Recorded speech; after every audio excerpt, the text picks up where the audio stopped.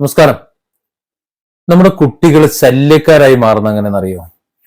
പലരും പറയും ഭയങ്കര ശല്യമാണ്, ഒരു എന്താ പറയാ, ഒരു അടങ്ങിയിരിക്കില്ല, ഒരു മൊത്തത്തിലൊരു ഒരു കുഴപ്പക്കാരനാണ് എന്നൊക്കെ പറയാറുണ്ട്. നമ്മളാകെ ബുദ്ധിമുട്ടിക്കുകയാണ്. സത്യത്തില് നമ്മുടെ മക്കളെ കുറിച്ച് അങ്ങനെ പറയാൻ നമ്മൾ ആഗ്രഹിക്കുന്നുണ്ടോ? ഇല്ല. നമ്മുടെ കുട്ടികളെ നല്ല കുട്ടികളാണ്, അടക്കവും ഒതുക്കമുള്ള കുട്ടികളാണ്, മര്യാദരാമന്മാരാണ്, നന്നായിട്ട് പഠിക്കുന്നവരാണ് എന്നൊക്കെ പറയാനാണ്, അല്ലെങ്കിൽ മറ്റുള്ളവർ പറഞ്ഞു കേൾക്കാനാണ് നമ്മുടെ ആഗ്രഹം എന്ന് പറയുന്നത്. പക്ഷെ എങ്കിലും നമ്മൾ പോലും പറയും ചില സമയത്ത് ഒരു ശല്യം എന്ന് പറയാനുണ്ട്. എന്തുകൊണ്ടാണ് ഇങ്ങനെ ശല്യമായി മാറുന്നതെന്നറിയോ? അതിന്റെ പ്രധാന കാരണം റിലേഷൻഷിപ്പാണ്. ഈ രക്ഷിതാക്കളും കുട്ടികളും തമ്മിലുള്ള റിലേഷൻഷിപ്പ്, ആത്മബന്ധം എന്ന് പറയുന്നതാണ്. മലയാളത്തിലാണ് നല്ല ഉത്തമമായ വാക്കുള്ളത്, ആത്മബന്ധം. ആ ഒരു ആത്മബന്ധവും ആ സ്നേഹബന്ധവും യഥാർത്ഥ രീതിയിൽ ക്രിയേറ്റ് ചെയ്യപ്പെടുന്നില്ല എന്നതാണ് എൻ്റെ ഒരു വിഷയം. അതിന്റെ കാരണം എന്ന് പറയുന്നത്, ഈ കുട്ടി സംസാരിച്ചു തുടങ്ങുന്ന സമയത്ത് നൂറ് സംശയങ്ങളാണ് അതിന്. അതെന്താ അങ്ങനെ, ഇതെന്താ അങ്ങനെ, അതെന്താ ഇതെന്താ. നമ്മളെ സംബന്ധിച്ചിടത്തോളം എന്തെങ്കിലും ഒരു ചെറിയ കാര്യമായിരിക്കും, അതൊരു വലിയ മഹാസംഭവമൊന്നും ആയിരിക്കില്ല. പക്ഷെ അവരെ സംബന്ധിച്ചിടത്തോളം ഒരു വലിയ സംഭവമാണ്. ഒരുപക്ഷെ നമുക്ക് അറിയാത്ത കാര്യങ്ങളും ആയിരിക്കാം. അറിയാത്ത കാര്യങ്ങളാണെങ്കിൽ നമ്മൾ മറ്റെവിടെന്നെങ്കിലും ആ വിവരം കളക്ട് ചെയ്ത് പറഞ്ഞു കൊടുക്കണം, അവർക്ക് മനസ്സിലാകുന്ന ഭാഷയിൽ. പക്ഷെ നമ്മൾ ഉദ്ദേശിക്കുന്ന ഭാഷയിലല്ല നമ്മൾ അവരോട് പറയേണ്ടത്. ചിലപ്പോൾ നമുക്ക് പറയാൻ പറ്റാത്ത കാര്യങ്ങൾ പോലും ഉണ്ടാകും. അതുപോലും ആ ഒരു രീതിയിൽ നമുക്ക് അവതരിപ്പിക്കാൻ പറ്റും. അവരെന്തെങ്കിലും ചോദിക്കുമ്പോൾ അവരെ ആട്ടി വിട്ട് കഴിഞ്ഞാൽ സ്വാഭാവികമായും അവർക്ക് നമ്മളോട് ഒരു ദേഷ്യം വരികയാണ്. എന്ന് പോയിക്കാ, അവിടെ പോയി നോക്കിയാ, അത് നോക്കിയാ എന്ന് പറഞ്ഞിട്ട് ഒരു മൊബൈൽ എടുത്ത് കയ്യിൽ കൊടുക്കും. ഇതാ ഈ മൊബൈൽ, ഒരു കാർട്ടൂണും വെച്ച് കൊടുത്തിട്ട് അത് കൊണ്ടുണ്ട് അവിടെ ഇരുന്നു എന്ന് പറയും. അത് തുടക്കത്തിലൊക്കെ നല്ലതാണ്. കുറെ കഴിയുമ്പോൾ ശല്യം ഒഴിവായി കിട്ടുമല്ലോ. കുറെ കഴിയുമ്പോൾ ആ മൊബൈൽ കൊണ്ട് നമ്മൾ കൊടുക്കും.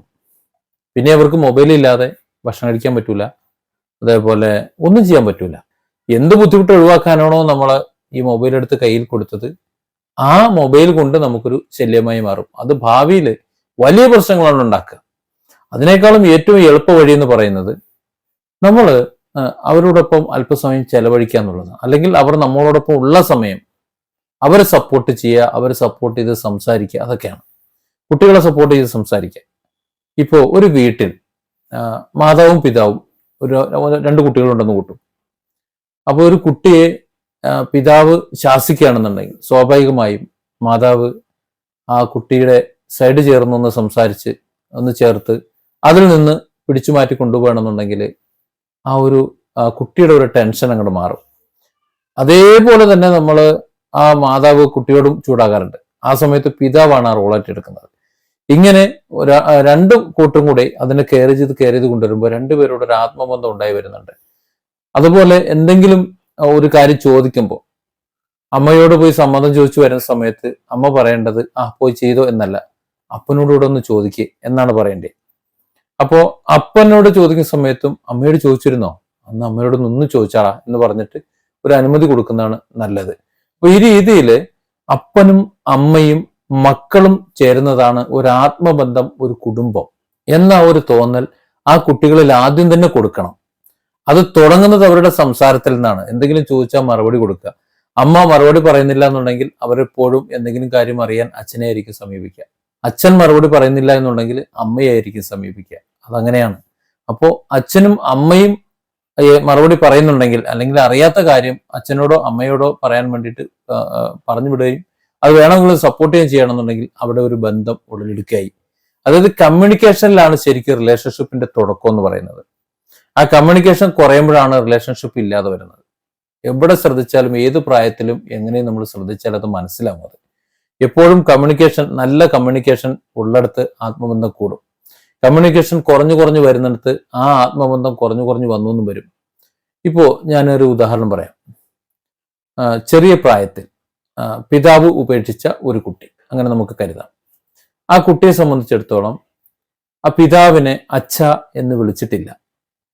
ആ കുട്ടി സംസാരിക്കുമ്പോഴൊക്കെ അച്ഛൻ അച്ഛൻ എന്ന പ്രയോഗിക്കും.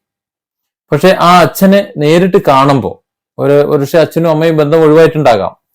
ഈ കുറച്ച് വർഷത്തിന് ശേഷം 10-15 വർഷത്തിന് ശേഷം 10-15 വയസ്സാകുമ്പോഴായിരിക്കും പിന്നെ അച്ഛനെ കാണുന്നത്. അച്ഛനും മകനും അല്ലെങ്കിൽ മകളും തമ്മിൽ നല്ല ബന്ധവും ഉണ്ടായേക്കാം, അവർ തമ്മിൽ സംസാരിക്കുന്നുണ്ടാകാം. പക്ഷെ ഒരിക്കലും അച്ഛ എന്നൊരു വിളി ആ കുട്ടിയിൽ നിന്ന് ഉണ്ടാകാൻ സാധ്യതയില്ല.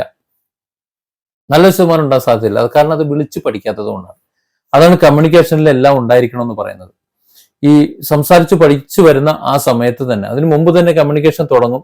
പക്ഷേ ഡയറക്റ്റ് കമ്മ്യൂണിക്കേഷൻ തുടങ്ങുന്നത് വാക്കുകൾ ഉച്ചരിച്ച് തുടങ്ങുന്ന സമയത്താണ്. ആ സമയം മുതൽ ഈ ഒരു ഹൃദയബന്ധം, ഒരു ആത്മബന്ധം വാക്കുകളിലൂടെ നിലനിർത്താൻ രക്ഷിതാക്കൾ ശ്രദ്ധിക്കണം. അതിന്റെ ആദ്യപടിയാണ് ഞാൻ നേരത്തെ പറഞ്ഞ ചോദ്യോത്തരങ്ങൾ. ചോദിച്ചു കഴിഞ്ഞാൽ അതിന് ഉത്തരം പറയാന്നുള്ളത്. പിന്നെ തൊട്ടടുത്ത കാര്യം എന്ന് പറയുന്നത് ഇമോഷനുകളാണ്, വികാര പ്രകടനങ്ങളാണ്. കുട്ടിയുടേതായ ഒരു എന്താ പറയാ ഇമോഷനുകൾ, അതിന് എന്തെങ്കിലും താങ്ങാനാകാത്ത വിഷമം വരുമ്പോഴോ, നമ്മുടെ വിഷമം പോലെ അല്ല കേട്ടോ, അവർക്ക് ചെറിയ കാര്യം ഉണ്ടെങ്കിൽ ഒരു കുട്ടി കരഞ്ഞെന്ന് വരും, ഏങ്ങലടിച്ച് കരഞ്ഞെന്ന് വരും. അപ്പോൾ ആ സമയത്ത് അങ്ങനെയുള്ള ഒരു വികാരങ്ങൾ, ഏത് വികാരങ്ങളായാലും സന്തോഷമായാലും സങ്കടമായാലും ഒക്കെ അവർ പ്രകടിപ്പിക്കുന്നുണ്ട്. അതിൽ പങ്കാളിയാക്കുക, ആ ഇമോഷനുകളിൽ കൂടി ഒന്ന് പങ്കാളിയായി കൊടുക്കുക. സന്തോഷിക്കുകയാണെങ്കിൽ അവരോടൊപ്പം സന്തോഷിച്ചു കൊടുക്കുക, സങ്കടമാണെന്നുണ്ടെങ്കിൽ അവരെ ആശ്വസിപ്പിക്കുക. പലപ്പോഴും ഈ കുട്ടി കരയുമ്പോൾ നമ്മൾ എന്താണ് കിടന്ന് മോങ്ങുന്നത് എന്നൊരു ചോദ്യമാണ് ചോദിക്കാറ്. അതോടുകൂടി അവന്റെ അല്ലെങ്കിൽ അവളുടെ കാര്യം തീരുമാനമാകും. നമ്മൾ പിന്നെ അവർ കാണുന്നത് ആ വിധത്തിലായിരിക്കും. അപ്പൊ അതിന് സ്ഥാനത്ത് എന്താ പ്രശ്നം എന്ന് ചോദിച്ചുകൊണ്ട് ഒന്ന് പ്രതികരിക്കണമെങ്കിൽ, നമ്മളൊന്ന് പ്രതികരിച്ചൊന്ന് സപ്പോർട്ട് ചെയ്യണമെങ്കിൽ പ്രശ്നം തീരും. ഞാൻ പരിഹരിക്കുന്ന കാര്യം ഞാൻ പറഞ്ഞുതരാം. എൻ്റെ ചെറിയ കുട്ടികളുണ്ട് നമ്മുടെ വീട്ടിൽ. ചെറിയ കുട്ടികൾ വരുമ്പോൾ ആ കുട്ടികൾ നിലവിളിക്കുകയാണെന്നുണ്ടെങ്കിൽ, അധികം കരഞ്ഞു കഴിഞ്ഞാൽ ഞാൻ ചെന്ന് മറ്റുള്ളവർ വഴക്ക് പറയാറുണ്ട്. എന്താ ഈ കുട്ടി ഇങ്ങനെ കരഞ്ഞിട്ട് നിങ്ങൾ പിന്നെ മിണ്ടാതിരിക്കുന്നത്, കുട്ടി നിലവിളിക്കുന്ന കണ്ടില്ലേ എന്നൊക്കെ ചോദിച്ചുകൊണ്ട് ഞാൻ ആ കുട്ടിയെ പോയി എടുക്കാറുണ്ട്. അപ്പൊ കുട്ടി കരച്ചിൽ നിർത്തിയിട്ട് എൻ്റെ അടുത്തേക്ക് വരും, അവിടെ ഇരിക്കും. 1 മിനിറ്റ് കയ്യിൽ വെച്ചിട്ട് അവിടെ തന്നെ കൊടുക്കാം. ആ കുട്ടിക്ക് കൊടുത്ത് തന്നെ അതിന്റെ ആരാണോ നോക്കാതിരുന്നത് അവർ തന്നെ ഏൽപ്പിച്ചു വരും. അവരെപ്പോ അതിനെ ചേർത്ത് പിടിച്ചോളും. അപ്പോ ഇത്തരം സന്ദർഭങ്ങളിൽ ആരെങ്കിലും ഒരാൾ രക്ഷകനായി അവതരിക്കണം. അത് എല്ലായ്പ്പോഴും ഒരാളായിരിക്കരുത് രക്ഷകനാകേണ്ടത്. രക്ഷകൻ മാറി മാറി വരണം. അതേസമയം സന്തോഷത്തിലാകണമെങ്കിൽ അവരെല്ലാവരും ഒരുമിച്ചിരിക്കാൻ വേണം. നമ്മൾ മനസ്സിലാക്കേണ്ട ഒരു പ്രധാന കാര്യം എന്ന് പറയുന്നത്, കുട്ടികൾക്ക് അവരുടെ ഇമോഷനുകളെ നിയന്ത്രിക്കാൻ കഴിയില്ല എന്നുള്ളതാണ്. അവർ പ്രകടിപ്പിക്കും. അത് ദേഷ്യമായാലും സങ്കടമായാലും സന്തോഷമായാലും അവർ പ്രകടിപ്പിക്കും. നമ്മളാണെങ്കിൽ ദേഷ്യമാണെങ്കിലും ഒന്ന് അടക്കി വെക്കും, അതേപോലെ സങ്കടമാണെങ്കിലും ഒന്ന് അടക്കി വെക്കും. സന്തോഷം പ്രകടിപ്പിക്കാൻ പറ്റുന്ന സാഹചര്യമാണെങ്കിൽ നമ്മൾ പ്രകടിപ്പിക്കും. എല്ലാം നമുക്ക് അടക്കി വെക്കാൻ കഴിയും. പക്ഷെ ഈ കുട്ടികൾക്ക് അങ്ങനെ അടക്കി വെക്കാൻ കഴിയില്ല. അങ്ങനെ അടക്കി വെക്കാൻ കഴിയാത്തത് കൊണ്ട് തന്നെ മിക്കവാറും അവരത് പ്രകടിപ്പിക്കുമ്പോൾ അത് ചിലപ്പോഴൊക്കെ നമുക്ക് ദേഷ്യമായി തോന്നും, നമുക്കൊരു അസഹനീയമായ ഒരു അവസ്ഥയായി തോന്നും. കാരണം നമ്മൾ ഒരുപക്ഷെ ആ ഒരു സിറ്റുവേഷനിലായിരിക്കില്ല അവിടെ ഉള്ളത്. പക്ഷെ നമ്മൾ മനസ്സിലാക്കേണ്ടത് നമ്മളെ അതേ ഒരു അത്രയും ആയിട്ടില്ല ആ കുട്ടി എന്നുള്ളത്. അപ്പൊ അതിന്റെ നിലയിലേക്ക് നമ്മൾ താഴെ ചെല്ലണം. അങ്ങനെ താഴെ ചെല്ലാൻ കഴിഞ്ഞില്ലെങ്കിലാണ് അകൽച്ചയുടെ 1-ാം ഘട്ടം തുടങ്ങുന്നത്. ആ അകൽച്ച തുടങ്ങും. അവിടെ തുടങ്ങിക്കഴിഞ്ഞാൽ അത് വളർച്ചയിൽ ഉണ്ടാവും. ചൊട്ടയിലെ ശീലം ചുടല വരെ എന്നാണല്ലോ, അത് അങ്ങനെ ഉണ്ടായിക്കൊണ്ടിരിക്കും. പിന്നെ അവർക്ക് കൊടുക്കുന്ന സ്വാതന്ത്ര്യമാണ്. ആ സ്വാതന്ത്ര്യം ഓരോ ഘട്ടത്തിലും ഓരോ രീതിയിലാണ് അവതരിപ്പിക്കുന്നത്. മറ്റൊരു വീഡിയോയിൽ ഞാനത് വിശദമായിട്ട് പറയാം. സ്വാതന്ത്ര്യം എന്ന് പറയുന്നത് അവർക്ക് അറിയേണ്ട കാര്യങ്ങൾ, അവർക്ക് ചെയ്യേണ്ട കാര്യങ്ങൾ, അതായത് അവരുടെ ലൈഫിൽ അപ്ലൈ ചെയ്യേണ്ട കാര്യങ്ങളെല്ലാം നമ്മളോട് ചോദിക്കാനുള്ള, നമ്മളോട് പറയാനുള്ള ഒരു സ്വാതന്ത്ര്യം അവർക്കുണ്ടായിരിക്കണം.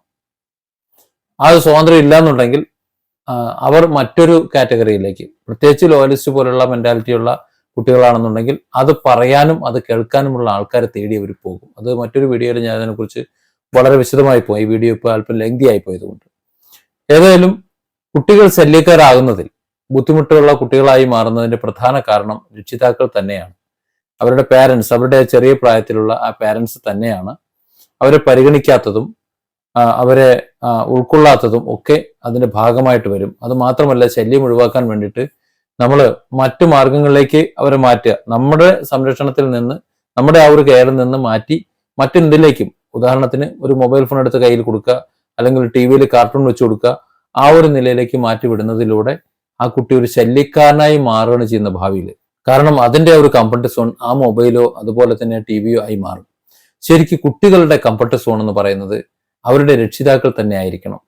അവർ മെച്യൂരിറ്റി ആകുന്നത് വരെ അവരുടെ കംഫർട്ട് സോൺ രക്ഷിതാക്കൾ തന്നെ ആയിരിക്കണം. അങ്ങനെയാണെന്നുണ്ടെങ്കിൽ അവരെങ്ങോട്ടും പോകില്ല, ആരുടെ കൂടെ ഒളിച്ചോടൂല, അവരൊരു ശല്യക്കാരാവൂല, നല്ല സുഹൃത്തുക്കളായി നല്ല മക്കളായി അവർ നമ്മളോടൊപ്പം തന്നെ ഉണ്ടാകും. മറ്റൊരു വീഡിയോയുമായി വീണ്ടും വരാം.